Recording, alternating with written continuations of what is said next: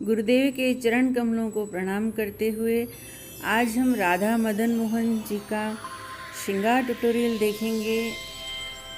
Cook with Sudha no onion no garlic channel में आप सभी का स्वागत है। भजन भोजन ठाकुर जी का श्रृंगार, इस चैनल का उद्देश्य है कि घर घर में ठाकुर जी का श्रृंगार हो।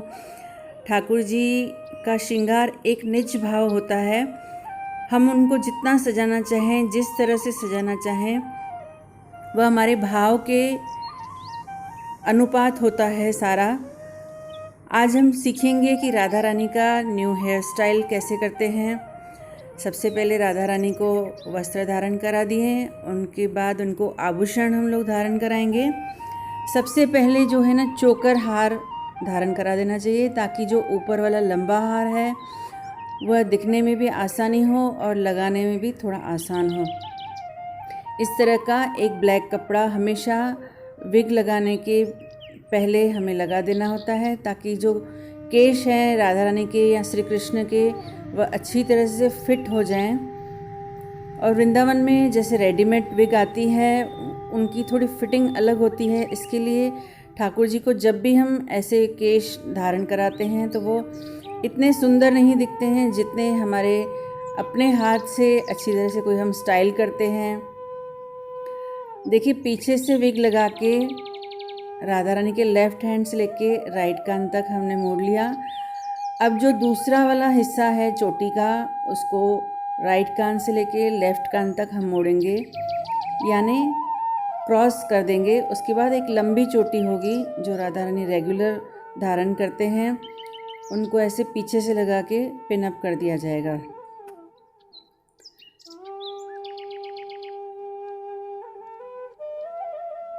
आगे से बिल्कुल नया सा हेयर स्टाइल लग रहा है।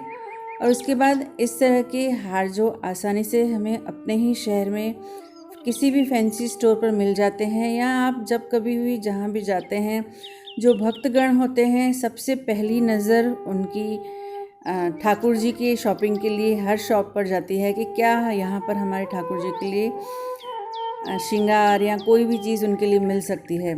इस तरह के दोनों सेम हार लेकर आगे से ठाकुर जी को जो चोटी के एक नीचे एक आगे हेयर स्टाइल पर लग जाएगा। और बिल्कुल पूरा तैयार होने के बाद आपको फाइनल लुक में आपको समझ में आ जाएगा कि किस तरह से कितना सुंदर श्रृंगार, कितना न्यू हेयर स्टाइल जो है कितना बढ़िया बन रहा है। इसके बाद राधा रानी को कुंडल धारण कराएंगे। जो कुंडल की डंडी होती है, मतलब टॉप्स की, उसको तोड़ देते हैं, उस पर ब्लू स्टिक चिपका देते हैं और डायरेक्टली फिर वो राधा रानी के कानों पर हम लगा देते हैं। यह भी एक नेकलेस है और नेकलेस को हम चंद्रिका करके यूज़ कर रहे हैं।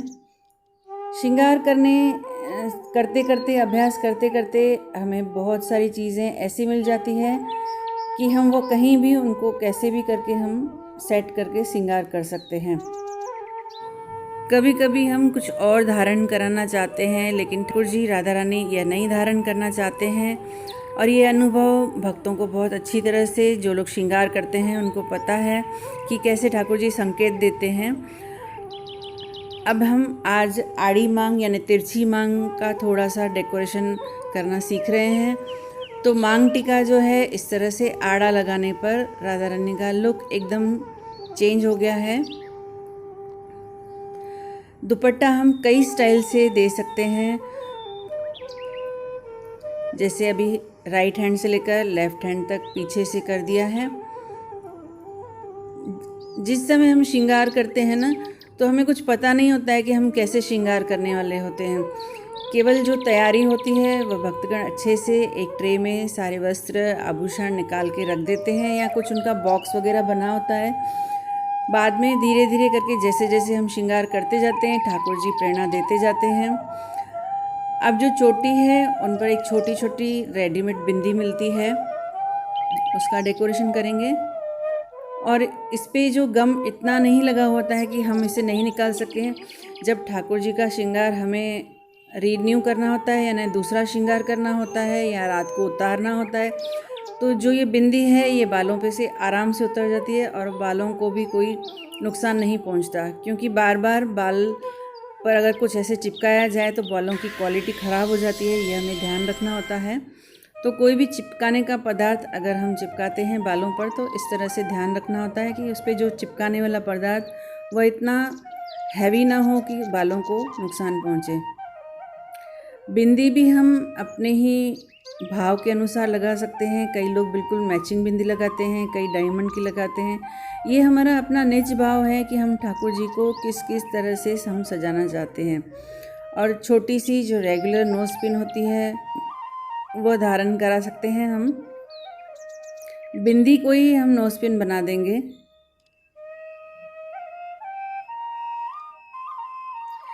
एक छोटा सा फूल मार्केट में ये भी आपको अवेलेबल मिल जाएंगे ऐसे गोल्डन कलर के, और उसमें पीछे से छोटी सी डंडी भी बनी होती है। मेरे ख्याल से एक गुच्छा सा मिलता है और मुझे ये लगता है ये स्टेशनरी शॉप पे या फैंसी स्टोर पे आराम से मिल जाता है। साइड में वो लगाने से लुक बहुत अच्छा आ जाता है श्रृंगार का। कृष्ण को धोती धारण करा दी है। आज हम सीखेंगे कि कृष्ण को कमर पटका जलेबी पग जैसे कैसे बांधते हैं। एक गोल गोल करके जो बांधा जाता है, कई लोग उसे जलेबी पग कहते हैं, या हम उस डिज़ाइन को कोई भी अपने अकॉर्डिंग नाम दे सकते हैं। हमने इसे जलेबी पग नाम दिया है क्योंकि ये गोल गोल गोल गोल गोल गोल करके जलेबी जैसा बन जाएगा। कमर पटका लंबा होना चाहिए। देखिए ठाकुर जी 12 इंच के हैं, लेकिन ये 24 इंच से भी ज़्यादा कपड़ा है, यानी ठाकुर जी की लंबाई से डबल। इस तरह से पहले बांधकर फिर दोनों कपड़ों को हम गोल गोल गोल गोल करते जाएंगे, और जितनी बार हम इनको गोल गोल घुमाते जाएंगे ये कपड़ा टाइट होता जाएगा और अपने आप ही राउंड बनता जाएगा। कोई भी कपड़ा आप पग के लिए लेंगे या कमर पटके के लिए लेंगे, जब हम उसको गोल गोल करते जाते हैं, लपेटते जाते हैं टाइट टाइट करके, तो वो अपने आप ही राउंड राउंड का शेप लेना चालू कर देता है। उससे हमें बहुत मेहनत नहीं करनी पड़ती है राउंड बनाने के लिए। और अगर इस तरह का अभ्यास हमें ना हो, हम लोग नए हो श्रृंगार करने के लिए, तो पहले हमें ठाकुर जी पर एक्सपेरिमेंट नहीं करना चाहिए। कहीं और कपड़ा बांधकर, जैसे कोई स्टील का डिब्बा वगैरह या प्लास्टिक का डिब्बा होता है घर में, उसके ऊपर ये एक्सपेरिमेंट करना चाहिए, क्योंकि अभ्यास होने के बाद ही इस तरह से आसानी से ठाकुर जी को श्रृंगार कराने में बहुत कंफर्टेबल फील कराना चाहिए। और हमें भी, एक भक्त को भी ऐसे होता है कि जल्दी से ठाकुर जी सज जाएं। अब देखिए जलेबी पग जैसा ये गोल गोल राउंड बन गया है, और बाकी का कपड़ा नीचे हम लटकाना चाहें हमारी मर्ज़ी है। अगर हम इसको ऊपर से पूरा और भी लपेट देना चाहते हैं तो हमारी मर्ज़ी के अकॉर्डिंग हम कर सकते हैं। क्रीम पर जो हैंडवर्क किया हुआ है नीचे, उसकी कॉम्बिनेशन में ही कपड़ा लिया गया है, ताकि कलर कॉम्बिनेशन लेने में जो वस्त्रों का, पोशाक का जो रूप है वो निखर कर आता है। और ज्वेलरी भी, जैसे कोई ओकेशन है तो हम हैवी लगा सकते हैं या लाइट, वह भी अपने निज भाव है। हमारा अपना पर्सनल भाव होता है कि हम अपने ठाकुर जी को, कई लोग अपने ठाकुर जी को वृंदावनवासी समझकर उनका बिल्कुल सादे से श्रृंगार करते हैं। जैसे ब्रज में हमारे कृष्ण बिल्कुल साधारण से कपड़े पहनते थे, और द्वारकाधीश वही कृष्ण हमारे जब द्वारका में गए, वहाँ उन्होंने राज किया, राजा बने, तो कई लोग उनको द्वारकाधीश के रूप में राजाओं की तरह सजाते हैं। तो ये हमारा अपना भाव है कि हम ठाकुर जी को किस रूप में मानते हैं, किस रूप में उनका श्रृंगार करना चाहते हैं। जैसे पुष्टि मार्ग में भी बहुत अलग अलग श्रृंगार हमें देखने के लिए मिलते हैं, और उनके भी ऐसे अलग अपने जो होते हैं भाव होता है। यानी कहने का कुल मिला के मतलब यह है कि जो श्रृंगार है वह हमारा पर्सनल भाव है, हम किसी को देखकर कॉपी नहीं कर सकते हैं। उसके बाद ठाकुर जी को केश धारण करा देंगे। अब पग बांधेंगे। पग बांधने के लिए भी 15 इंच जितना पहले लेस जैसा कपड़ा ले लिया है, और मोटा कपड़ा करेंगे ताकि जब ऊपर से कलंगी यानी कोई कट्स बोलता है वो हम लगाएंगे तो ठाकुर जी को अंदर वो स्पर्श नहीं होनी चाहिए। पग में ही पिन जो है, पिन अप है, वो अटकना चाहिए। इस तरह से छोटी छोटी पिन लेंगे और मोटे से कपड़े में उसको टच कर देंगे ताकि वो फिक्स रहे, गिरे नहीं। और कई लोग बिना पिन अप के भी श्रृंगार करना चाहते हैं, उस तरह से भी हम कर सकते हैं। आगे आगे ठाकुर जी की कृपा से हम बहुत सारे नए नए श्रृंगार सीखेंगे। जैसे ये जलेबी पग हमने हाथ से बांधा है, इसको पहले से ही बना के कैसे रखा जाए अपने पास, ये सीखेंगे। और जैसे आज से नवरात्रा शुरू हुए हैं तो छोटे से डांडिया अपने ठाकुर जी के लिए हम घर में कैसे बना सकते हैं, क्योंकि 12 इंच के, 8 इंच के, 10 इंच के, 15 इंच के ठाकुर जी के लिए जो रेडीमेड डांडिया मिलते हैं मार्केट में, वह बहुत बड़े होते हैं। तो हमारे अपने ठाकुर जी के लिए हम छोटे से डांडिया बनाना, ठाकुर जी की कृपा हुई, उनकी इच्छा हुई तो ज़रूर ये वीडियो भी आएगा कि हम अपने घर में डांडिया कैसे बनाएं, और बहुत आसानी से बन जाते हैं। और एक भक्त का भाव यही होता है कि हर त्यौहार हम अपने ठाकुर जी के साथ सेलिब्रेट करें, तो ठाकुर जी की पोशाक भी डांडिया जैसी रहेगी और उनके हाथ में डांडिया भी दिया जाएगा, ताकि राधा रानी, और वैसे भी रास बिहारी तो इनका, अब जैसे शरद पूर्णिमा आ रही है तो रास बिहारी तो ये है ही, जितनी गोपियाँ उतने कन्हैया। तो हम भी दासानो दास मंजरियाँ हैं, तो हम भी ठाकुर जी के साथ उनके दर्शन करना चाहेंगे, रास मंडल के, रास लीला के। तो अपने ही घर में हम ठाकुर जी को रास बिहारी जैसी पोशाक पहनाकर, उनके हाथ में डांडिया देकर उस भाव को पूरा कर सकते हैं। आपने देखा कि मोटे कपड़े के ऊपर फिर से एक मोटा कपड़ा लिया गया, उसको बांधा गया। अब ये चोटी बनाई हुई है 3 कपड़े मिक्स करके।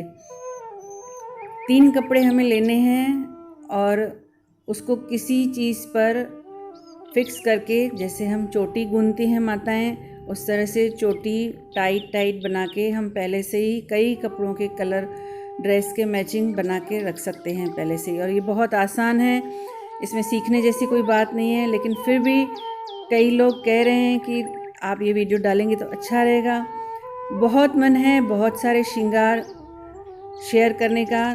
ठाकुर जी जैसे जैसे आगे कृपा करेंगे, गुरुदेव कृपा करेंगे, उन्हीं की कृपा से यह चैनल इसीलिए बना है कि सुंदर से सुंदर हर घर में ठाकुर जी सजें और सभी को श्रृंगार करने आना चाहिए, नए से नया।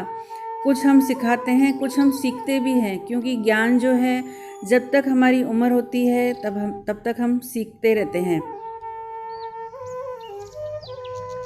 ये गजरा आपको रेडीमेड मार्केट में, जैसे अभी नवरात्रा आ गए हैं, फूलों के दुकान के बाहर, फैंसी स्टोर पर, कई जगह पर रेडीमेड इस तरह का पग गजरा आपको मिल जाएगा। कई लोग इसे हाथ से भी बनाते हैं, अगर आपको आता है तो आप हाथ से बना के पहले से ही रख सकते हैं। और इस तरह से ठाकुर जी को पग बांधने के बाद गजरा रियल फूलों का भी हम लगा सकते हैं, जैसे मोगरे के फूलों का आता है वह लगा सकते हैं। अपने हाथों से जो छोटे सदाबहार के फूल हमारे गार्डन में आते हैं उनका बना के लगा सकते हैं। मुझे लगता है कि जीवन में ठाकुर जी के श्रृंगार करने का जो अनुभव है, उससे बड़ा आनंद जीवन में कुछ नहीं है। कई लोग कहते हैं, बिल्कुल देखिए सेट के मैचिंग ही कुंडल हम धारण कराएंगे।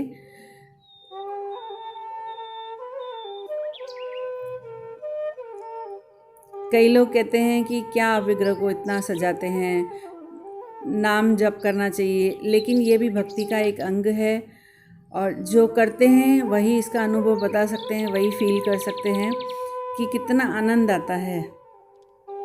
और ये सब राधा रानी गुरुदेव की कृपा से ही संभव है। इस तरह के कट्स हम बना के पहले ही घर में रख देते हैं, और फिर उनको देखिए कपड़ा बहुत मोटा हो गया, और जो पग में पिन है वो बहुत छोटी सी है, तो अंदर तक बिल्कुल नहीं जाएगी, ये 100% श्योर है।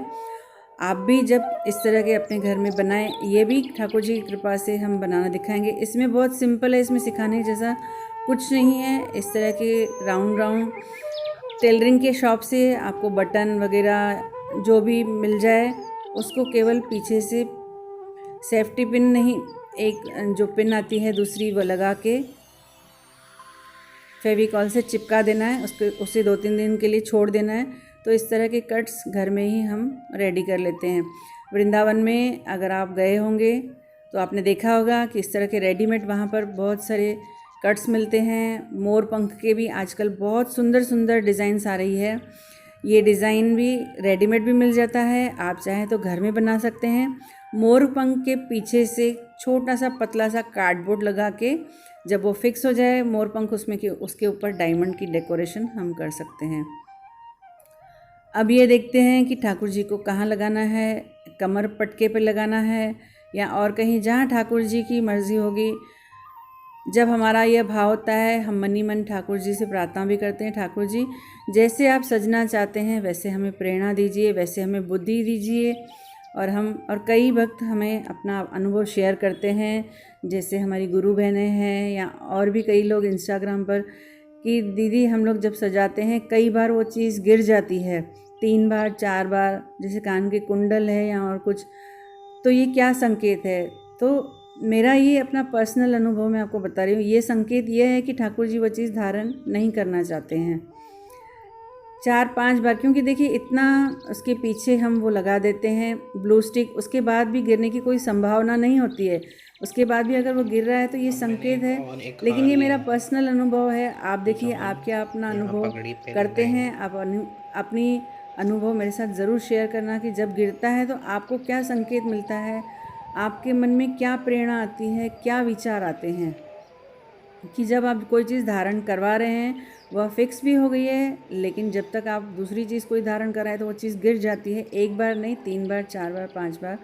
तो क्या आपको इससे एक्सपीरियंस हुआ है? इस तरह से अपने एक्सपीरियंस मेरे साथ ज़रूर शेयर कीजिएगा।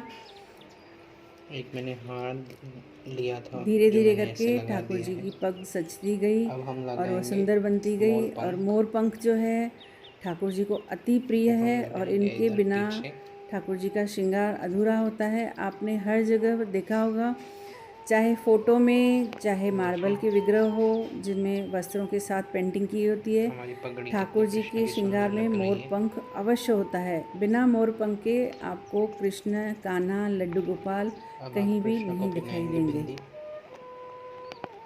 छोटी सी बिंदी लगा दी है। अगर हमें अभ्यास है रोज़ श्रृंगार करने का, 1 घंटे में राधा रानी और कृष्ण दोनों का श्रृंगार आराम से हो जाता है।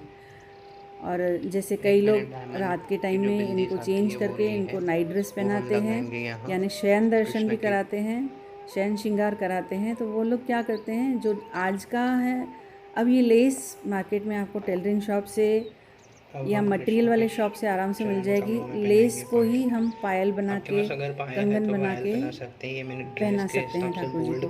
ठाकुर जी के ऐसे हम ऐसे नाप लेकर सिंगल पहनाएं या डबल पहनाएं, जैसे आपको अच्छा लगे। इसको मैंने 2 राउंड किए हैं ताकि हमारी पायल।